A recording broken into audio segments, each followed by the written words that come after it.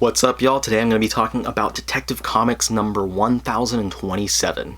So stay tuned.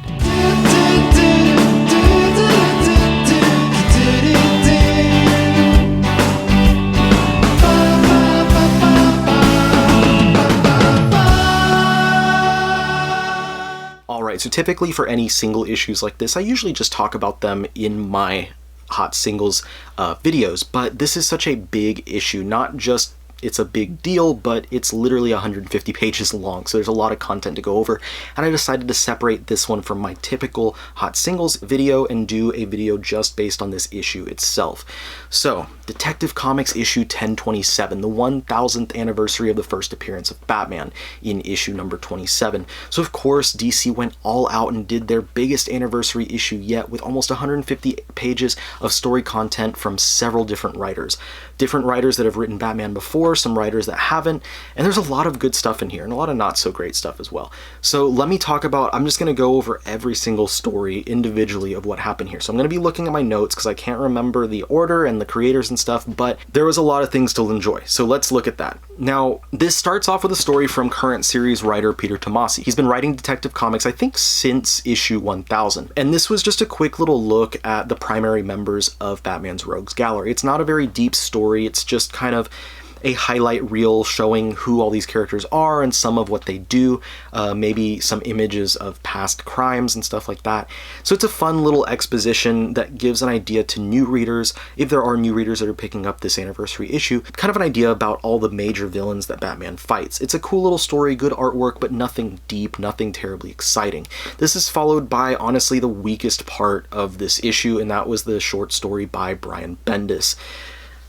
Bendis, he's a good writer, but he has a lot of missteps, and I really did not enjoy his work on Superman and on Action Comics that he's been doing for the past year or two over at DC. And I know a lot of people have talked about how they hope that he will take over as the new writer on Batman, and if this is any indication of how his writing would be, I would not be for it. Now, I know he did the Batman Universe story before, and that one was a lot better than this.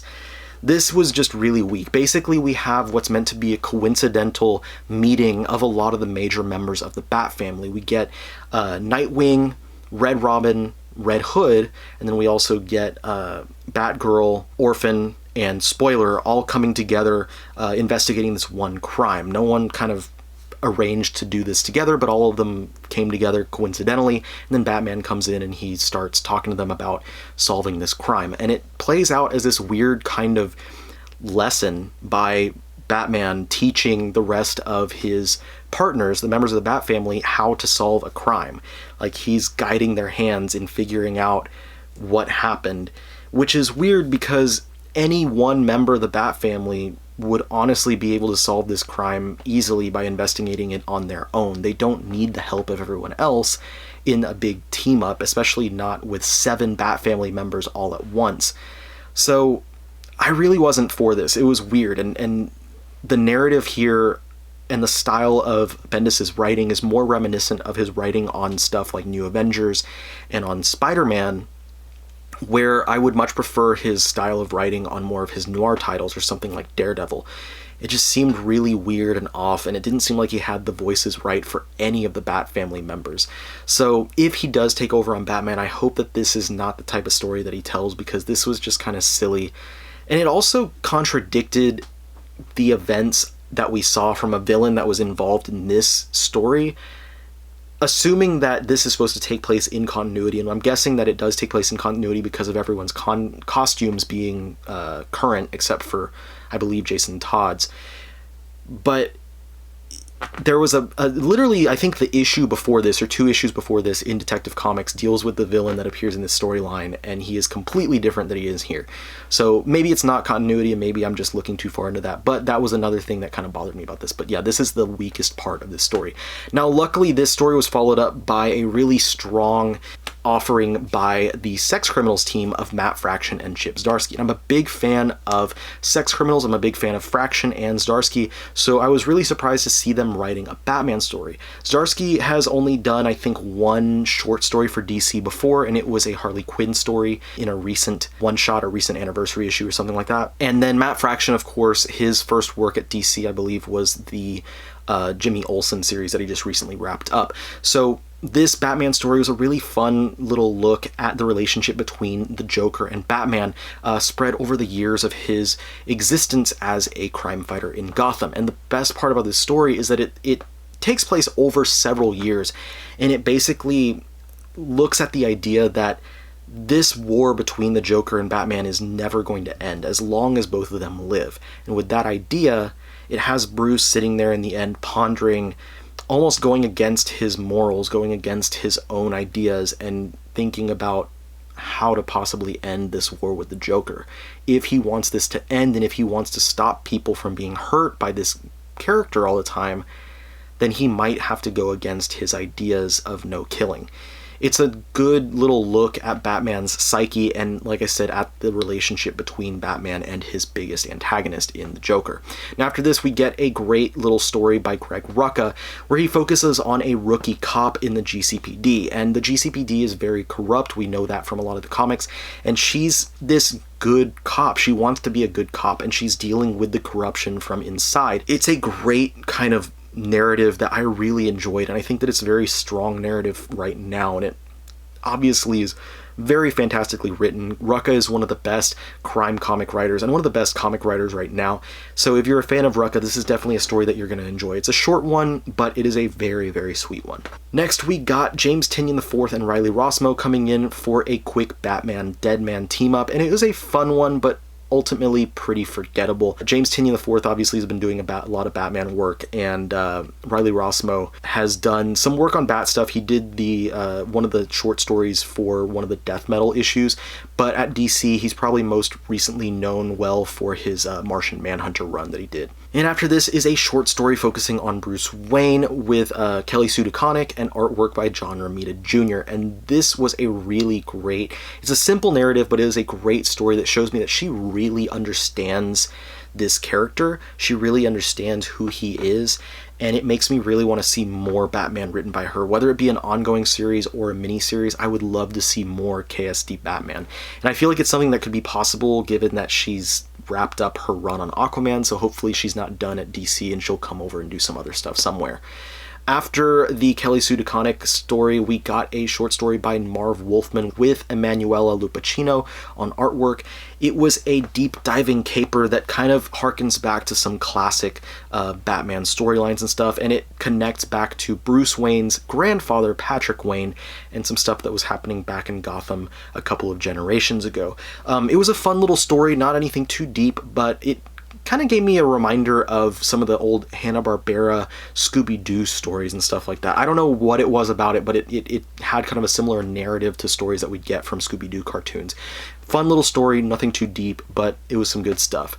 Now after this was probably the most anticipated story of mine from this issue, and that was Detective Number 26 by Grant Morrison and Chris Burnham. I am a huge Grant Morrison fan. I will say that in every video I get a chance to, and this is the Batman Incorporated team coming back to tell a new story set in Gotham. This is set right before the introduction of Batman and deals with a new vigilante who is kind of coming into his own and deciding for himself, I need to fight crime. There's so many criminals out there in Gotham and someone needs to take care of them, and it's going to be me.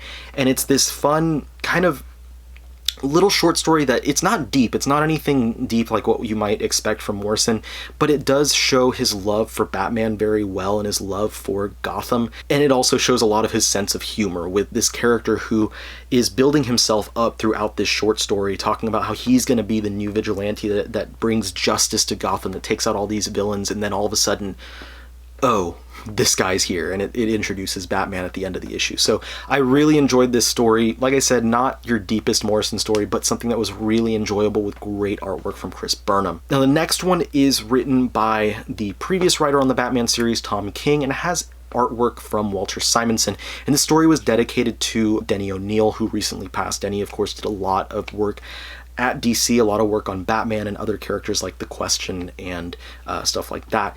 And this was a great little story. And throughout the story, it's looking back at this fight with Dr. Phosphorus, but at the same time is showing this future look, this white-haired older Batman who's laying in his deathbed. And we see the narrative from Dr. Phosphorus saying, who would have thought all these years, all these different people you fought, it wasn't going to be, the Joker or Two-Face or the Penguin that offed you, none of your bigger villains. It was going to be me, Dr. Phosphorus, who's the one that put you in. And we see Batman, dying from cancer. And it is a really, really well done story that pushes the idea that Bruce Wayne, Batman does not care about what happens to him. He doesn't care about who the fight is or why he has to fight them. He just knows that he has to. And that's kind of the point of this short story by Tom King, is when faced by a villain who's finally killing him, who's finally able to put him in, he says, I don't care, I'm going to keep fighting. And it was a great little narrative. I really loved this little short story. And it's followed by another great one. We see Scott Snyder come in, who is another previous writer on Batman, of course. And he does a story with Ivan Reis about, not really about Gordon, but from Gordon's perspective. And this was really interesting. And the reason I like this is because it told the story from a perspective that I've never thought about before. Of course, Commissioner Gordon is a normal guy. He's a street level, he's a cop. And he interacts with Batman. And Batman in these stories is always dealing with street-level crime. These criminals who are grounded. They're not such huge criminals and stuff. But Batman, at the same time, is a member of the Justice League. He does deal with these Justice League-level, cosmic-level threats, dealing with Darkseid and the Monitors and stuff like that. And in this story, we see Gordon's perspective on Batman having to deal with one of these huge threats, one of these huge cosmic threats. And I'd never thought about the idea of how Gordon would react to that. How would Gordon feel as a normal guy who just deals with stuff on the street level in Gotham, having to watch Bruce go off, or having to watch Batman go off and fight something huge? There's got to be a lot of fear and a lot of anxiety put forward for someone normal who has no control over this stuff, watching just a man go out and fight something so huge. It was a really well told little story. I really love this one. This is definitely one of the other highlights of this issue. I'd never thought about this perspective, like I said, so it was a real treat to see this story from Scott Snyder. After this, we got a story by Dan Jurgens and Kevin Nolan. Kevin Nolan's artwork is perfect for Batman here, and I don't think I've ever read Dan Jurgens writing Batman outside of Batman Beyond, and he does a really great job with the story in here. And it's funny because I was reading this and I was like, man, this is a fun little narrative. This is something that I feel like could really be expanded into something bigger than just a 10 to 15 page short story.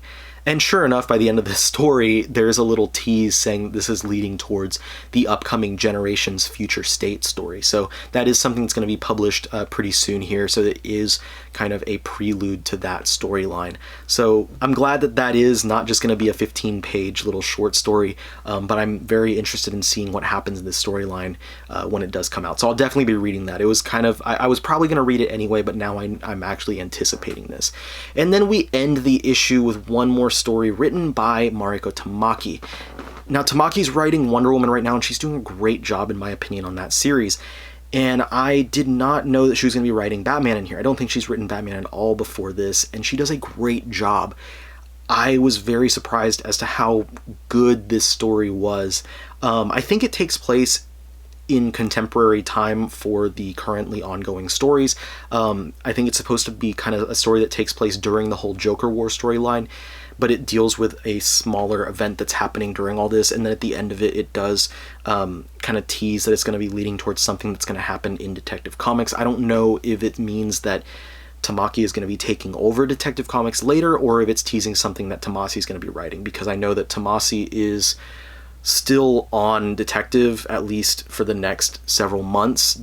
Through December, he is solicited, still writing the series. So whatever happens, I hope that Tamaki gets to write more Batman, because this was a great short story. It deals with kind of looking back at Bruce's childhood and the ephemeral nature of life and the temporary nature of everything in life. So I really enjoyed this. It was a great introspective look at Bruce and some of the things that he went through as a child. Not as a child post-parents' death, but pre-parents' death as a normal billionaire child, basically.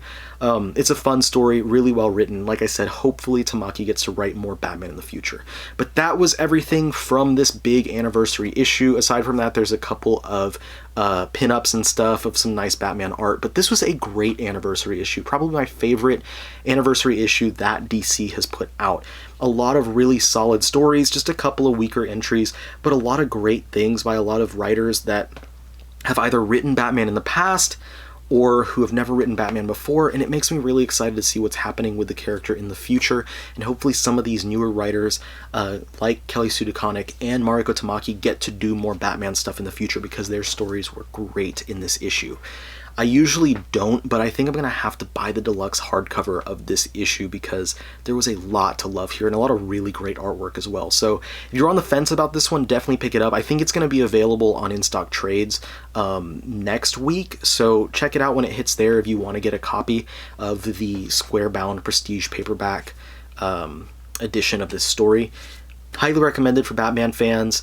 If you're not a fan of Batman, this is not the thing that's going to turn you, but if you're looking for an issue to kind of start reading Batman, this might be a good place to start because it gives you a good idea of a bunch of the different writers who do Batman. So if you find that you enjoy Tomasi or you enjoy King or Snyder on this issue, then you'll know to go check out their work. Anyway, that's all I got here. Thank you so much for watching this video. I don't usually do full videos on a single issue, but this was such a big one I felt like I had to. If you're new to my channel, thank you for clicking on the video. I hope that you'll consider hitting the subscribe button down below and hit that bell so you're notified of all the awesome videos I put out every week. I do 3 videos every week talking about comics and manga and other stuff, so if you're into that kind of thing, stay tuned to my channel. There's going to be a lot of awesome stuff.